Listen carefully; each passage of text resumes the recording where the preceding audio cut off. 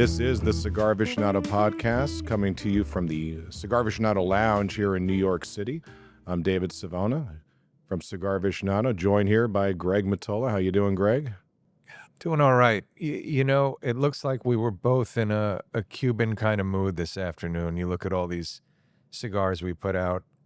I chose this, the Trinidad Cabildos, which was the Edición Limitada in 2024, so it has a little bit of age on it. And it looks like you were thinking Cuba too.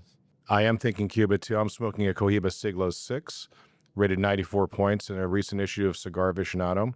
Speaking of Cuba, that is the subject of today's episode, and there's a lot going on in Cuba. We'll start first from the cigar side. 2026, normally we would have gone to the Habanos Festival. What Habanos Festival? What Habanos Festival? It was a year with no festival, at least no festival for now. The festival was postponed. There is no date set yet for it to happen again. But Cuba has some big issues going on, issues that go far beyond the world of cigars. I can't even keep up with what's going on. It's changing rapidly, changing on the daily. As we're speaking right now, it's imminent that the U.S. is probably going to indict former Cuban President Raul Castro based on the events that happened back in 1996 when Cuba downed two brothers to the rescue planes, resulting in the deaths of 4 people. I think a lot of people forgot about that. Oh, yeah, but a lot of people have not, too. True. That is just one part of what's in the news cycle for Cuba. Cuba is going through a protracted energy crisis. The lights are off in Cuba 22 hours a day in most neighborhoods, according to most reports. What's unusual for Cuba is that the people are starting to demonstrate. They're in the streets protesting. They have no power. They have very little to go upon. You don't see a lot of demonstrations in Cuba. It's a very controlled state. The Trump administration has made no hint about the fact that they're looking for a regime change in Cuba. The head of the CIA has visited Cuba for talks. Marco Rubio has spoken out on the regular about to the Cuban people, saying that change needs to happen. So there's a lot going on, and it's changing very, very quickly. Now, what's Trump saying about the indictment? Does he want Castro to turn himself in? Does he want to go the same route as he did with Maduro? I mean, what I think he would love for Castro to turn himself in. I don't think that's realistic. Is he talking that he's gonna go in and do to Castro what he did to Maduro? Well, I think that's a possibility. Nobody really knows for sure. Anything is on the table right now. It's a land of great uncertainty. Going back to that 1996 event with the shoot down of the brothers to the rescue, that event led to the tightening of the U.S. embargo, the Helms-Burton Act of 1996, which took the power of dropping the embargo out of the hands of the president and put it in the hands of Congress. Not that dropping the embargo is anything that's going to happen anytime soon, given what's going on. It seems like, Greg, we're such a long way away from where we were 10 years ago when there was a thaw in U.S.-Cuba relations under the Obama administration, when the embargo still existed, but tourism was very much regular. Oh, I remember. And I remember going from the Habanos Festival and bringing cigars home, lots of them, and not having a single worry about anything being confiscated or breaking the law or anything like that. It was quite a different time for Americans traveling to Cuba. Cuba was filled with Americans. You could bring back essentially as many Cuban cigars as you wanted. You could bring cigars back from trips to London, Paris, etc. Cuban cigars were also in very abundant supply. And even though the people of Cuba, who I feel very badly for the people of Cuba and what they're going through right now. Is there still an oil embargo? Is that in full effect for Cuba as well? That depends who you ask. The U.S. would say there is really no oil embargo, but there is an oil embargo. Cuba is not getting shipments of oil. But Cuba's energy problems go beyond the fact that they have no oil. Matter of fact, the Minister of Energy announced on state television to the Cuban people last week that Cuba was completely out of fuel. I'm going to give you the quote. I want to make sure I get this correct.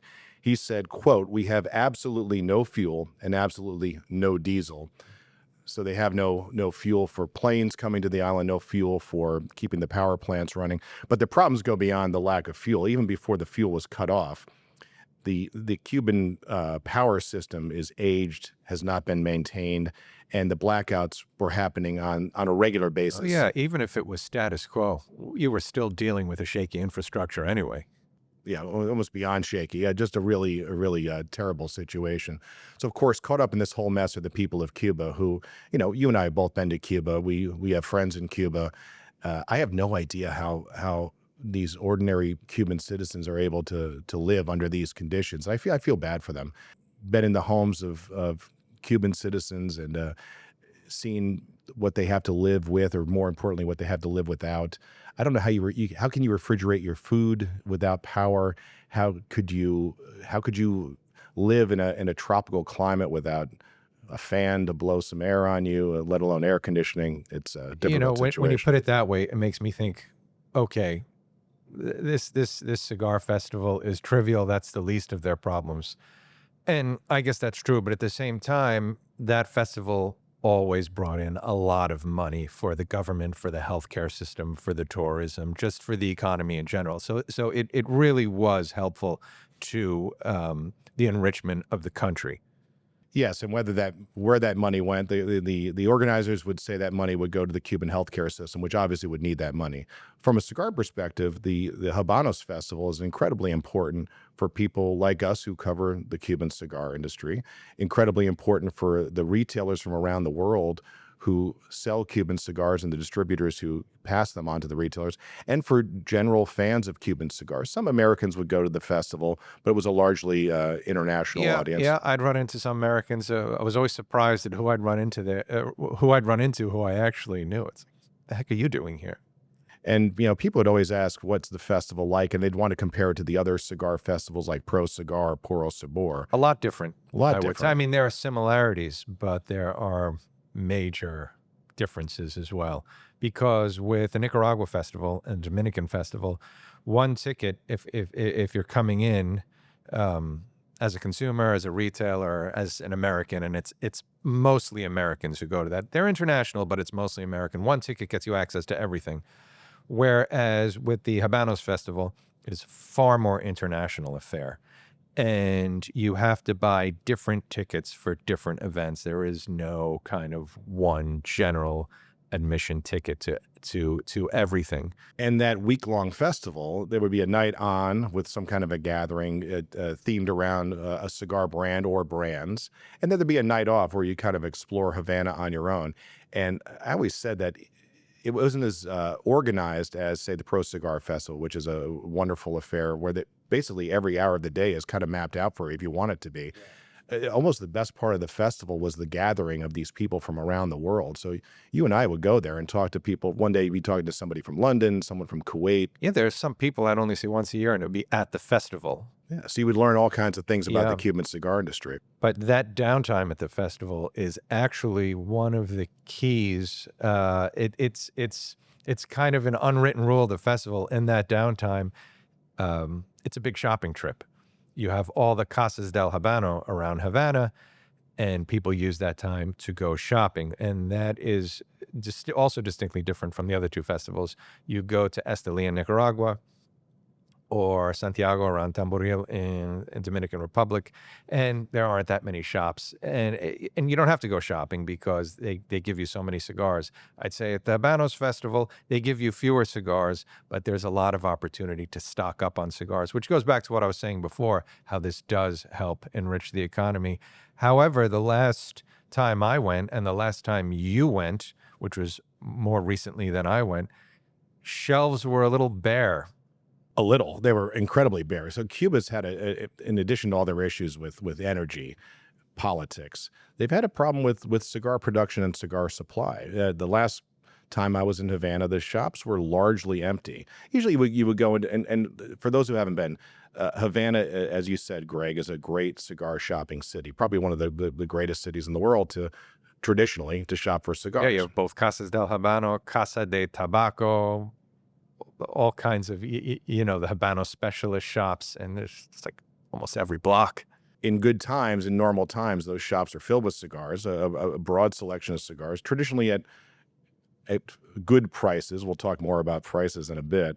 But in recent trips, my last trip in 2025, there was very little on the shelves. There was some stuff like the higher priced items, like some Romeo Linea d'Oros and Partagas Linea I Maestras. remember seeing the only Cohibas I remember seeing were either very small sizes, Siglo 1s and Siglo 2s, or that one that was made, I think it's called the Siglo de Oro, the one that the Year of the Rabbit, the one for Year of the Rabbit, which was super expensive, came in this blue outer cardboard box. So you'd see stacks of those.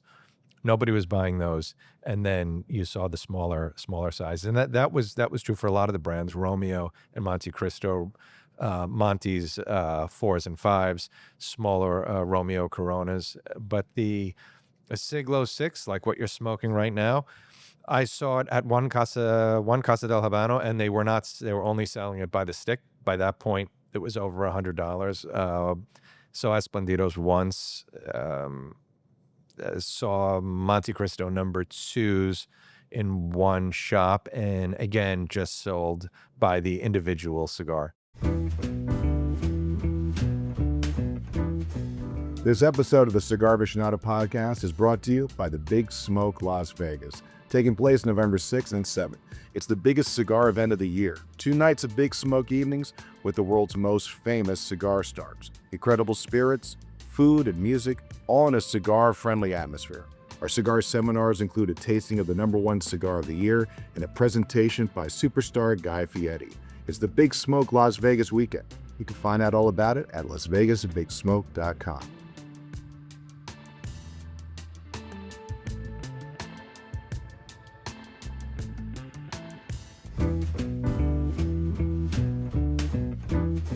So where are all the Cuban cigars? What's going on? What's going on with all the Cuban cigars, Greg? There are 2 issues right now that are really facing that industry. One is high prices, the other one is scarcity. And the scarcity happened with hurricane. They always had a hard time for a while now, production keeping up with demand, especially with Cohiba. But with Hurricane Ian, if you remember, that demolished all the barn. I think that was the end of 2022. Horrible storm went over Pinar del Rio, the prime growing region. Didn't strike during Cuba's in the hurricane belt. Cuba's they're used to dealing with hurricanes, so you don't plant tobacco during hurricane season. But what was destroyed in that hurricane were the curing barns. Yeah, you had farms that had maybe 2, 3, 4 barns, and the government was very, very slow in rebuilding these barns because they simply did not have the stuff we take for granted: wood, hammers, nails, yeah, saws. Yeah, you can't go down to your Havana Home Depot and buy a bucket of nails. No. So what ended up happening was you had Habanos kind of looking at certain farms and saying, these are the most important farms. You'll get a barn. This farm will get a barn. This farm will get it. Maybe you had 3. Well, you only get 1. You're going to have to make do with that. The other farms that maybe didn't have such importance, the government would say, well, grow something else. And to your point, no tobacco was destroyed. But it was the inability to cure this tobacco and if to you hang don't it. if you don't have a curing barn, you can't grow the same amount of tobacco. Oh, yeah. If you don't, you could have the hugest tobacco fields in the world. If you don't have barns, you don't have tobacco. And we saw some of this firsthand when we went to Pinar del Rio. We spent time with Maximo, who's one of the great Cuban tobacco farmers. He was right in ground zero, and he lost, I believe, 3. He had 3 barns on his property. Yeah, he had 1 when we went, right? One that had been rebuilt, yeah, and the other 2 were still on the ground. That severely limits his ability to grow tobacco. And we saw other farms on the way to Maximo's property that were still destroyed. We saw some that had been rebuilt in kind of an unconventional way using different materials. You could see, Cubans are resilient people. We see how they keep the old cars from the 50s on the streets. So they use tapado or different building materials to kind of Frankenstein a curing barn back to reality, but that's not the best The conditions. wreckage was still at Robina's farm. Remember when we went there and there was still this huge pile of just destroyed structure. He told us a story about living through the hurricane. is no stranger to hurricanes. He knew this was coming. He sent his family away to safety, but he, as is his tradition, he sat out under his gazebo area to ride out the storm. And after a while, he realized that roof was about to come down, and he had to dive into his cinder block house to take cover. Grabbed his dog, and he said that like the world was coming down around him. And he had rebuilt one of his barns, but he had another barn that was still wrecked when we last saw his property. And it's really sad to see that. So that's one part of the equation, a lack of the materials. I'm sorry, of the tobacco that you need to make cigars. But they also have a problem with the people to roll cigars too, don't they? Yeah, there was certainly a shortage with the workforce. Now, I know when you have countries like Cuba, these mass exoduses kind of come and go. You have Nicaragua was having the same problem for a while. Honduras was having a little bit of that problem where people were just up and going, doing these long treks, either up Central America to come to the U.S., or in the case of Cuba, maybe going across the water. I don't know what the case is right now. That may, again, it ebbs and flows. I'm not exactly sure. There's some data. Cuba was traditionally a nation of 11 million people, and numbers are tough to come by. Accurate numbers are tough to come by, but some estimates say it's down to 10 or maybe even as few as 9 million people. And the million or 2 million people who have left that country, which is a significant amount of their population, it's not older people. For the most part, it's younger people, people who would be in the workforce, people who might be sitting there making cigars. And the last Cuban cigar factory I went to had a number of vacant benches, and they were training some people to try to build back up the production. But not having enough people to make cigars is a problem. Not having the right amount of tobacco to make cigars is a problem too. So then how does an entity like that remain prosperous?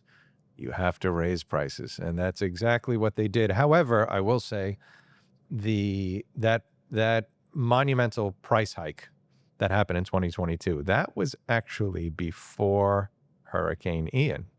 I mean, I think some people say, well, the hurricane, they had to raise prices. That came beforehand anyway. Yeah, Cuban cigars are extremely expensive, and we're smoking a couple of expensive ones right now. We're smoking the two brands that got hiked up the most. So everything got more expensive, but Cohiba and Trinidad went double and triple overnight in May. And I think double and triple. Yeah. I mean, that changes your buying. That could change your buying habits. So that Siglo 6 that you're smoking right now, when I saw it in Havana, it was $100 and something, and that was a couple of years ago. It's more than that. This is the Trinidad Cabildos, the Edición Limitada for 2024. Well over $100, $130, $140. So part of that price hike was everything was tied to the Hong Kong dollar. Those shopping trips that we spoke about before, what was also so attractive about them is it was so much cheaper to buy cigars in Havana. So you had the traditionally expensive markets like Canada, Hong Kong, the UK. You had more reasonably priced markets like Spain, Switzerland, and Germany. And then you had really the least expensive market of all was in Havana. So you could buy Cohibas at a really reasonable price. And that is not anymore. Now, the other cigars, yes, the other brands, the smaller brands, but not Cohiba. Cohiba is supposed to cost the same in Havana as it does in Hong Kong, as it does in UK, as it does in Canada, as it does in Switzerland. You have local taxes and different regulations in different countries that will maybe raise the price a little bit more, but we're talking about base MSRP. I mean, $100 is what some people would pay for a box of cigars. Mm-hmm. And, I've been smoking cigars for a long time. So in my mind, $100 is a pretty good price for cigars. There are still some bargains in the world of Cuban cigars. Yeah. Not the ones that we're smoking now. No. Name some of them. No, not at all. And I just want to be clear. Prices went up for all the brands, but not as precipitously as they did with Cohiba and Trinidad. So some of the smaller brands are still, I wouldn't call them cheap, but they're cheap by comparison. So if you get a Bolivar Belicoso, or a Partagas Serie D number 4. Yeah, the most popular cigar made in Cuba. Yeah, sure. They're going to cost you around 35 pounds or something like that. Still not cheap, but cheap when you consider the alternative. Juan Lopez, St. Louis Rey, these smaller brands that can deliver a really nice smoking experience. Rafael Gonzalez, if you could find them. If you could find a Raf Gonzalez, sure. La Gloria Cubana. They're hard to find too. Yeah. Speaking of hard to find, it's not just Cuba where all Cuban cigars are hard to find. It's a worldwide problem. Okay, I went to Paris not too long ago. It was last year, and when I went to one of the premier tobacconists there, à la Civette. When I went and walked into that humidor, I would say it was about 85% non-Cuban. And that's something you wouldn't have seen 10, of 15 course. years the, ago. The Cubans were in a small section as soon as you walked into the left, maybe 2 small Cohiba sizes, the new Romeos, some Hoyo de Monterrey, but the rest of that humidor was Dominican, Honduran, some Nicaraguan. And so I would say it's about 85-15, whereas 5-6 years prior, it would have been the opposite. Lots of problems, lots of issues, rapidly changing issues facing Cuba.